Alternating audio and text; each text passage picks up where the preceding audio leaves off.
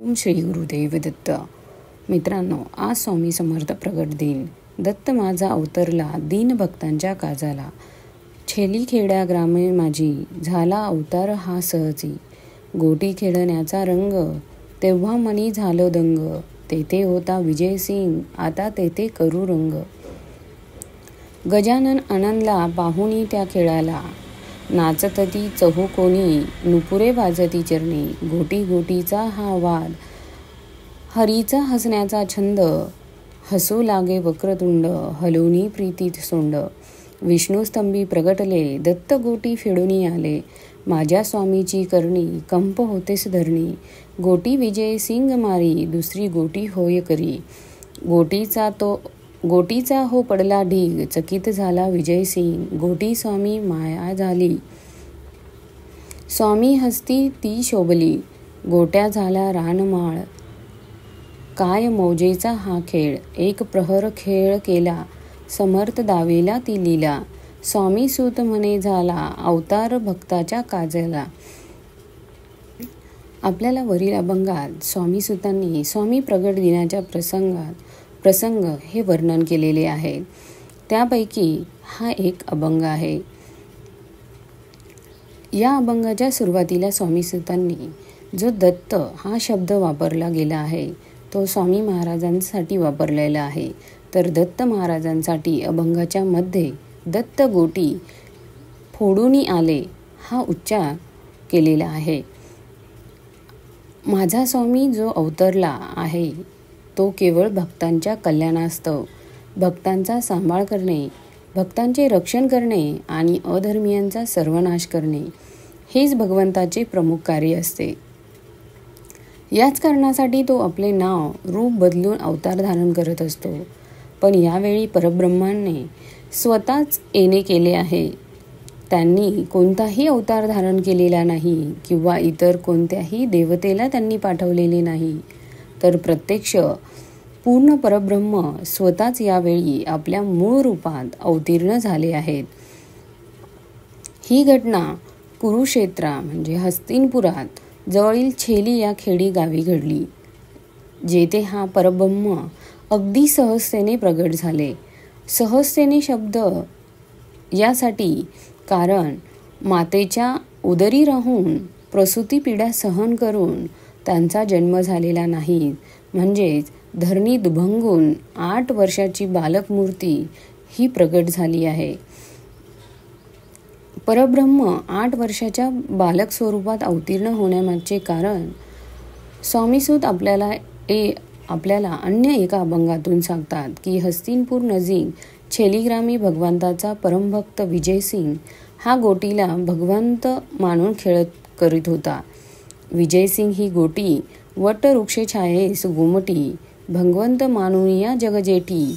मांडोनिया खेळतेस नाव घेऊन या भगवंताचे. गोटी आहे कौतुकी त्याचे.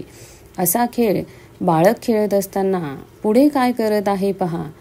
एकटाच बोले अपसाद म्हणे देव बापा खेळ वेगी. असे म्हणेत बालक स्वतःचा आणि भगवंताचा असे दोन्ही डाव. स्वतःच खेळत होता. आपण आणि परमेश्वर वेगळे आहोत ही भावनाच त्याच्यात नसल्यामुळे तो हा खेळ खेळत होता. शेवटी अशा निष्पाप आणि निर्मळ मनाच्या बालकाचे अंतःकरण ओळखून आपली प्रगट होण्याची योग्य वेळ आहे हे जाणून घेऊन स्वामी प्रगट होण्याचे ठरविले. एकदा प्रगट होण्याचे ठरवले की मग क्षणाचाही विचार न करता स्वामी महाराज हे भगवंत स्वरूपात नित्य मग्न असलेल्या 8 वर्षाच्या विजयसिंगच्या निमित्ताने वटवृक्षाच्या झाडाखाली असलेल्या श्री गणेशाच्या साक्षीने परब्रह्म स्वरूपात प्रगटले. प्रकट झाल्यानंतर श्री स्वामी महाराज आपल्या विजयसिंग या भक्ताबरोबर गोट्या खेळण्याची लीला दाखवत होते. या खेळात काही वेळाने अन्य 2 बालकही सामील झाले. आता गोट्या खेळण्यामध्ये स्वामी महाराज, विजयसिंग, रामसिंग आणि हरिसिंग असे 4 मिळून गोट्यांचा खेळ खेळत होते. यातील हरिसिंग हाच पुढील जन्मात हरिभाऊ म्हणून जन्माला आला व स्वामीसूत होऊन आपल्या मागील जन्मातील आठवणी कथन करू लागल्या. खेळताना स्वामी महाराज खूप हट्ट करत होते. आपल्या मर्जीप्रमाणे वागत होते. स्वामींचा हा मनमानी खेळ व हेकेखोरपणा पाहून त्या वडाखाली असलेल्या मंदिरातील श्री वक्रतुंड गणेश हा स्वामींचा या अद्भुत लीलेचे कौतुक करत मोठमोठ्याने हास्य करीत आपल्या देवळातून बाहेर चालत आला. बाहेर येऊन तोही या लीला मौजेने पाहत उभा राहिला. सर्वजण गोटी खेळण्यात दंगून गेले. स्वामी महाराजही मोठमोठ्याने हास्य करत अगदी लहानाहून लहान होऊन तल्लीनतेने हा खेळ खेळू लागले. श्री गणेश भगवान आपली सोंड प्रेमाने गदगदा हलवून मोठ्याने हास्य करत या खेळाचा आनंद घेत होते. मुलांचा दंगा व स्वामींचा आणि गणेशाचा हास्य आवाज ऐकून इतर देवतांनाही याबद्दल खूप कुतूहल निर्माण झाले. आकाशात उभे राहून सर्व देवता हा अजब खेळ पाहण्यास गर्दी करू लागले.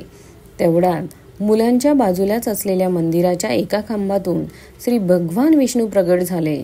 तर स्वामींनी फेकलेल्या एका गोटीमधून श्री दत्तात्रेय गोटी फोडून बाहेर आले. स्वामींच्या या कृत्याने धरणी माता कंप पाहू लागली. तशात मग इतर देवताही आकाशातून हा दिव्य खेळ पाहत पुष्पवृष्टी करत होते. यक्ष गंधर्व नृत्य करत होते. हे होत असतानाच विजयसिंग स्वामींची एक गोटी जिंकत होता. लगेच स्वामींच्या हातात एक नवी गोटी येत होती. थोड्या वेळाने तेथे गोट्यांचा खूप मोठा ढीग जमा झाला. हे दृश्य पाहून विजयसिंग हा चकित झाला. स्वामींनी मायाने सर्वत्र गोटी दिसू लागली. शेवटी तीच स्वामींच्या हातात ही शोभून दिसू लागली. आजूबाजूला सगळीकडे रानमाळ गोट्याच गोट्या दिसू लागल्या. हा सर्व खेळ पाहून सर्वजण मौज करत होते. संपूर्ण एक प्रहर भर हा खेळ स्वामींनी खेळून एक अगदी वेगळी लीला सर्वांना दाखवली. सर्वत्र मीच आहे, मी सर्व व्याप्त आहे हा संदेश स्वामींनी प्रकट होऊन दिला. प्रकट होतात गोट्यांचा खेळ खेळून परब्रह्माने आपण ब्रह्मांड नायक असून गोट्यांसारखेच अनंत ब्रह्मांड माझ्या हाती असून मी त्याच्याशी हवे तसे खेळतो. माझ्या इच्छेशिवाय काही घडू शकत नाही. हाच बहुमोल संदेश स्वामींनी दिला आहे. अशक्य ही शक्य करतील स्वामी. तुम्हा सर्वांना प्रकट दिनाच्या खूप खूप शुभेच्छा. मित्रांनो, तुम्हाला व्हिडिओ आवडला असेल तर लाईक करा, शेअर करा आणि सबस्क्राईब करायला विसरू नका. धन्यवाद.